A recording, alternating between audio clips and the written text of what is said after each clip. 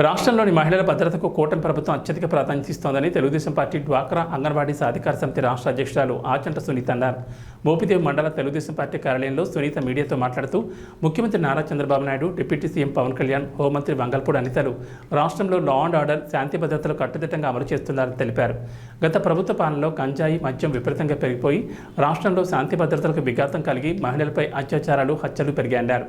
తమ ప్రభుత్వంలో హోంమంత్రి అనిత ఎలాంటి రాజకీయ ఒత్తిళ్లకు లొంగకుండా గంజాయి నిర్మూలనలో కట్టుచర్యలు చేపట్టారన్నారు. జగన్ పాలనలో ముఖ్యమంత్రి మొదలుకొని ఆ పార్టీ నాయకులు సాగించిన దందాలు, భూ ఆక్రమణలు మొత్తం బయటకు వస్తున్నాయన్నారు.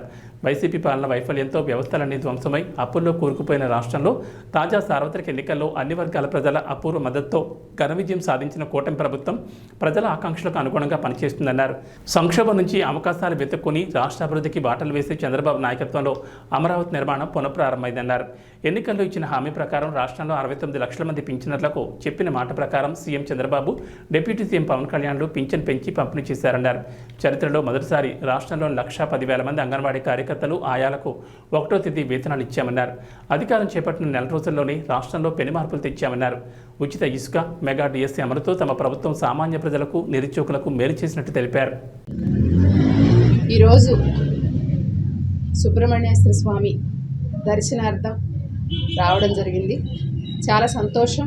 ఎందుకంటే కూటమి ప్రభుత్వం అత్యంత ఘనమైన విజయం సాధించి ఏదైతే చంద్రబాబు నాయుడు గారు, పవన్ కళ్యాణ్ గారు, బీజేపీ ఆధ్వర్యంలో రాష్ట్రంలో కని విని ఎరుగినటువంటి గొప్ప విజయాన్ని ఇచ్చినటువంటి ప్రజలందరికీ, అలాగే భగవంతుని ఆశీస్సులతో ఈరోజు కూటమి ప్రభుత్వం బ్రహ్మాండమైన విజయం సాధించినందుకు ఇక్కడికి వచ్చి భగవంతుని దర్శనం చేసుకోవడానికి రావడం జరిగింది. ముఖ్యంగా ఈరోజు చూసినట్లయితే చంద్రబాబు నాయుడు గారు అధికారంలోకి వచ్చి 1 మంత్, ఇంకా 12వ తారీఖు ప్రమాణ స్వీకారం చేశారు. 1 మంత్లో కూడా రాష్ట్రంలో ఎటువంటి పెనుమార్పులు జరుగుతూ ఉన్నాయి.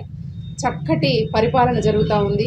మంచి అభివృద్ధి, సంక్షేమం వైపు ముందుకెళ్ళడం జరిగింది. ముందు ప్రధానమైనటువంటి అభివృద్ధి కానీ, ప్రధానమైనటువంటి ప్రజలందరూ కానీ, వృద్ధులు కానీ, మహిళలు కానీ ఆనందపడినటువంటి గొప్ప విషయం మొన్న మీరు చూసుంటారు. 1వ తారీఖు రోజు చెప్పిన మాట ప్రకారం ఎక్కడా మాట తప్పకుండా 1వ తారీఖే సాయంత్రం మొత్తం కూడా అందరికీ రాష్ట్ర వ్యాప్తంగా 69 లక్షల మంది పెన్షనర్లు అందరికీ కూడా 7,000 రూపాయల పెన్షన్ అందించడం అనేది చాలా శుభ పరిణామం.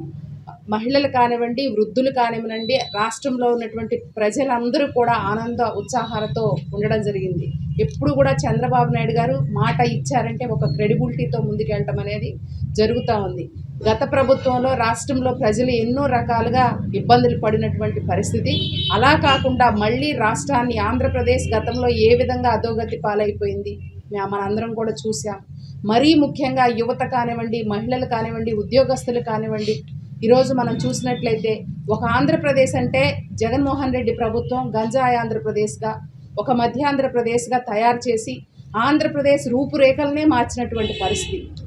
అటువంటి తరుణంలో కూటమి ప్రభుత్వం అధికారంలోకి వచ్చి చంద్రబాబు నాయుడు గారు, పవన్ కళ్యాణ్ గారి సారథ్యంలో, బీజేపీ సారథ్యంలో ఏదైతే ప్రభుత్వాన్ని ముందుకు తీసుకెళ్ళటం, ఒక సంక్షేమాన్ని కానీ, అభివృద్ధి కానీ ఏ విధంగా చేయాలని ఒక మంచి సంకల్పంతో ఈరోజు చంద్రబాబు నాయుడు గారు ముందుకు వెళ్తూ ఉన్నారు. దానిలో భాగంగానే ఇచ్చిన నెల రోజుల్లోనే 1వ తారీఖు ఏ విధంగా చెప్పారో 7,000 రూపాయలు పెన్షన్ ఇస్తానని అదే మాట ప్రకారం ఇవ్వడం జరిగింది. అలాగే మొట్టమొదట ఇంతవరకు చరిత్రలో లేని విధంగా 5 సంవత్సరాల కాలంలో అంగన్వాడీ టీచర్లకి 1వ తారీఖే మొన్న శాలరీస్ పడినటువంటి పరిస్థితి అంటే చాలా సంతోషకరమైనటువంటి విషయం. ఏదైతే చంద్రబాబు నాయుడు గారికి రాష్ట్రంలో ఉన్నటువంటి 1,10,000 మంది అంగన్వాడీ వర్కర్స్, హెల్పర్స్ కూడా కృతజ్ఞతలు తెలియజేసేటువంటి పరిస్థితి. ఈరోజు ముఖ్యంగా, మరీ ముఖ్యంగా అధికారంలోకి వచ్చిన వెంటనే లా అండ్ ఆర్డర్ను కాపాడటం కానివ్వండి, శాంతి భద్రతలను పర్యవేక్షించడం కానివ్వండి, మరీ ముఖ్యంగా యువత చూసినట్లయితే గతంలో ఒక గంజాయితో ఏర్పడి మూలాలలాగా ఏర్పడింది. ఈరోజు రాష్ట్రంలో ఎంతోమంది పిల్లలు కానివ్వండి, విద్యార్థులు బాధపడేటువంటి పరిస్థితి. అటువంటి తరుణంలోనే నెల రోజుల్లోనే ఏదైతే మా హోమ్ మినిస్టర్ గారు కానివ్వండి, అనిత గారు, అలాగే ముఖ్యమంత్రి చంద్రబాబు నాయుడు గారు, అలాగే లోకేష్ గారు, వీరందరి సారథ్యంలో ఏ విధంగా గంజాయిని అరికట్టడానికి రకరకాలుగా కొన్ని టీములను ఏర్పాటు చేసి దాని మూలాలు ఎక్కడున్నాయో తెలుసుకొని వారిని ఏ విధంగా కఠినంగా శిక్షించాలి, ఎటువంటి రాజకీయ ప్రలోభాలకు లొంగకుండా గంజాయి అమ్మితే ఎటువంటి పరిస్థితులు ఎదుర్కొంటారనే దానికి సీరియస్ యాక్షన్స్ చట్టం కూడా తీసుకురావడం జరిగింది. దానిలో భాగంగానే ఈరోజు వైఎస్ఆర్సీపీ ప్రభుత్వం మాట్లాడుతూ ఉంది. పరిపాలనకు వచ్చి కరెక్ట్గా నెల రోజులే చంద్రబాబు నాయుడు గారు ఏయో జరిగిపోతా ఉన్నాయని చెప్తా ఉన్నారు. చంద్రబాబు నాయుడు గారు క్రెడిబిలిటీ ఏంటనేది ఈరోజు వైఎస్ఆర్సీపీ ప్రభుత్వానికి తెలియాలి.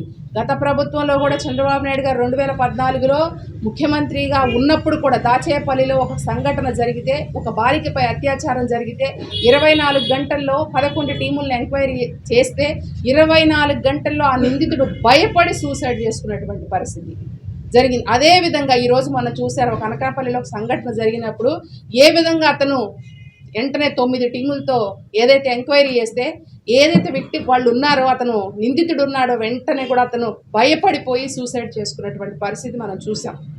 కాబట్టి ఎప్పుడు కూడా చంద్రబాబు నాయుడు గారు అభివృద్ధిని ముందుకు తీసుకెళ్లాలి, సంక్షేమాన్ని ప్రజలకు ఇవ్వాలి అనే దృక్పథంతో పనిచేయడం జరుగుతుంది. వారి అధికారంలోకి ఇవి వచ్చిన నెల రోజుల్లోనే రాజధానిలో పనులు ప్రారంభమయ్యాయి. ఏదైతే రాష్ట్ర వ్యాప్తంగా ఈ యొక్క 5 సంవత్సరాల్లో రైతన్నలు ఎన్నో రకాలుగా ఇబ్బందులు పడినటువంటి పరిస్థితి ఉంది.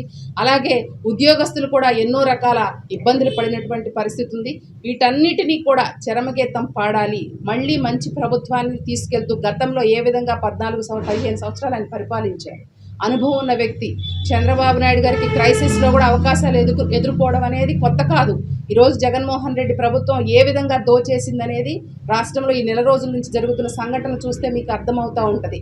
ఒక్క చిన్న దేన్ని వదలకుండా ఏ విధంగా ల్యాండ్ కబ్జాలు చేసేసి రకరకాలుగా వాళ్ళు ఏ విధంగా దందాలు చేసుకున్నారనేది ఈరోజు వెలికి తీస్తూ ఉంటే పుట్టలుగా అడ్డగోలుగా వాళ్ళ నాయకులు కానివ్వండి, వాళ్ళ మంత్రులు కానివ్వండి, అలాగే జగన్మోహన్ రెడ్డి ఏదో తాడేపల్లి ప్యాలెస్లో కూర్చొని ఏ విధంగా కోట్ల రూపాయలు ఆ రోజు గంజాయి ద్వారా, లేకపోతే మద్యం ద్వారా, ఇసుక ద్వారా ఆదాయ వనరుగా ఎన్నుకున్నారు. అదే వారి కార్యకర్తలు ఎక్కడ పడితే అక్కడ భూదందాలు చేయటం కానివ్వండి, ఎక్కడ పడితే ప్రభుత్వ స్థలాలు ఆక్రమించుకోవటం కానివ్వండి, వీటన్నిటినీ కూడా ఉపేక్షించే పరిస్థితి లేదు. మరీ ముఖ్యంగా మీరు నిన్ను చూసుంటారు, ఇసుకలో ఎంత మంచి పాలసీ తీసుకొచ్చారో చంద్రబాబు నాయుడు గారు. చెప్పిన మాట ప్రకారం ఉచిత ఇసుక అందిస్తానని చెప్పారు. అలాగే మెగా డిఎస్సికి నోటిఫికేషన్ ఇస్తానని చెప్పారు. అలాగే పెన్షన్ ఫస్ట్ తారీఖే ఇస్తానని చెప్పారు. వీటన్నిటికీ కూడా శ్రీకారం చుట్టి ఒక్క నెలలోనే ఇంప్లిమెంట్ చేసినటువంటి పరిస్థితి చంద్రబాబు నాయుడు గారి క్రెడిబిలిటీ. వీళ్ళ మాట్లాడేది ఇప్పుడు ఏదో వచ్చేసి ఒక 1 మంత్లోనే ఇంకేదో జరగలేదని అవాకులు చవాకులు పేలుతూ ఉన్నారు.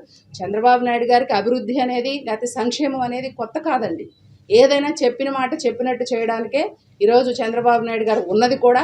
ఏ విధంగా అమరావతి అనేది ఏ విధంగా అధోగతి పాలైపోయింది. కనీసం ఈ 5 సంవత్సరాల కాలంలో అమరావతిలో ఒక ఇటుక కూడా పెట్టినటువంటి పరిస్థితి లేదు. జగన్మోహన్ రెడ్డి గారికి మాత్రం ఊరికొక ప్యాలెస్ కావాలి. రాష్ట్రంలో 3 రాజధానుల పేరుతో ఏ విధంగా విశాఖపట్నంలో ఏ విధంగా ఋషికొండ తన సొంత ప్యాలెస్ లాగా కోట్ల రూపాయలతో ఏ విధంగా దాన్ని నిర్మించడం జరిగింది. అందులో ఏ విధమైనటువంటి వసతులు ఏర్పాటు చేసి ఏదైతే కోట్ల రూపాయలు దాని మీద వెచ్చించి ఏ విధంగా చేశారు ప్రభుత్వ సొమ్ముతో అనేది అందరూ చూస్తూ ఉన్నారు. మరీ ముఖ్యంగా ఈరోజు జగన్మోహన్ వసతులు ఏర్పాటు చేసి ఏదైతే కోట్ల రూపాయలు దాని మీద వెచ్చించి ఏ విధంగా చేశారు ప్రభుత్వ సొమ్ముతో అనేది అందరూ చూస్తూ ఉన్నారు. మరీ ముఖ్యంగా ఈరోజు జగన్మోహన్ రెడ్డి ఎప్పుడు పరదాలు కట్టుకొని తిరుగుతూ ఉంటారు. ఈరోజు ఆయన ఒకసారి తాడేపల్లి ప్యాలెస్కి అటువైపు వెళ్తే కనీసం 5 సంవత్సరాల్లో అటువైపు కనీసం ఒక చిన్న పురుగు తిరగడానికి కూడా వీలైనటువంటి పరిస్థితి. రోడ్లన్నీ బ్లాక్ చేసి దాదాపు చుట్టూ ఉన్నటువంటి వాల్ కట్టించుకుంటేనే దానికే దాదాపు 10 కోట్ల రూపాయలు ఖర్చు పెట్టారు జగన్మోహన్ రెడ్డి. ఎందుకంత భయం?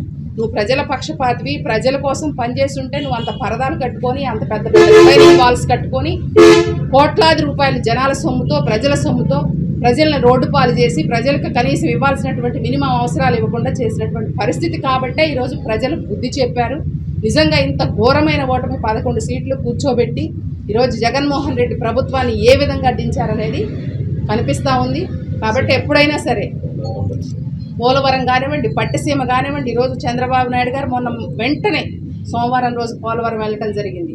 కనీసం చంద్రబాబు నాయుడు గారు హయాంలో జరిగిన 70% పనులు తప్ప ఈ రోజుకి ఒక్క తట్ట మట్టి కూడా పోలవరంలో ఇలా రాజధాని కట్టల.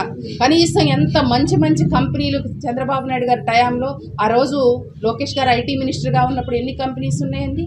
అవన్నీ కూడా ఆంధ్రప్రదేశ్ ప్రభుత్వం పనితీరు చూసి ఇక్కడ భయానకమైన వాతావరణాన్ని చూసి లేకపోతే లూలు లాంటి అదాని లాంటి గ్రూప్స్ అలాంటి కంపెనీలు కూడా ఈరోజు అవన్నీ కూడా ఎటెళ్ళిపోయాయంటే విశాఖపట్నం నుంచి హైదరాబాద్కి తరలి వెళ్ళిపోయా అంటే ఆ రోజు ఆంధ్రప్రదేశ్లో శాంతి భద్రతలు ఏ విధంగా ఉన్నాయి, ఇవన్నీ కూడా ప్రజలందరూ గమనిస్తూ ఉన్నారు.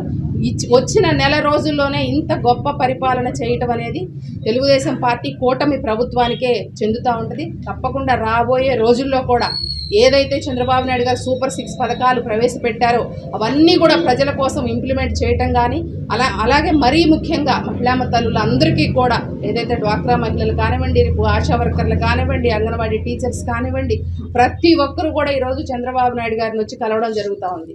ఆ రోజు ఎంతో ప్రతిష్టాత్మకంగా కళ్యాణ మిత్ర అని చెప్పేసి కార్యక్రమాలు పెట్టడం, ఏదైనా సహజంగా అప్పటికప్పుడు సహజ మరణంతో చనిపోతే చంద్రన్న బీమాని కూడా ఇవ్వడం జరిగింది. అలాగే 5 రూపాయలకు అన్నం పెట్టేవారు. ఇవన్నీ కూడా జగన్మోహన్ రెడ్డి ప్రభుత్వం వచ్చిన తర్వాత దుర్మార్గంగా తొలగించినటువంటి పరిస్థితి. ఏదైతే రేపు ఆగస్టు 15 నుంచి కూడా మళ్ళీ అన్నా క్యాంటీన్లు ఓపెన్ చేయడం కానివ్వండి, ఇలా అన్ని సంక్షేమ పథకాలు కూడా ఇంప్లిమెంట్ చేస్తారు. మళ్ళీ ఆంధ్రప్రదేశ్కి పూర్వ వైభవం తీసుకొచ్చేది తెలుగుదేశం పార్టీ చంద్రబాబు నాయుడు గారి హయాంలోనే. ఎప్పుడు కూడా రేపు రాబోయే రోజుల్లో కూడా ఇంకా నెక్స్ట్ 5 ఇయర్స్ కూడా వైసీపీ ఆచూక్ అనేది తెలియదు. తప్పకుండా వైఎస్ఆర్సీపీ జగన్మోహన్ రెడ్డి తన పార్టీ కార్యాలయానికి కానీ తన ఇంటికి కానీ టూలెట్ బోర్డు పెట్టుకుంటే మంచిదని చెప్పేసి ఈ సందర్భంగా తెలియజేసుకుంటూ సెలవు తీసుకుంటాం.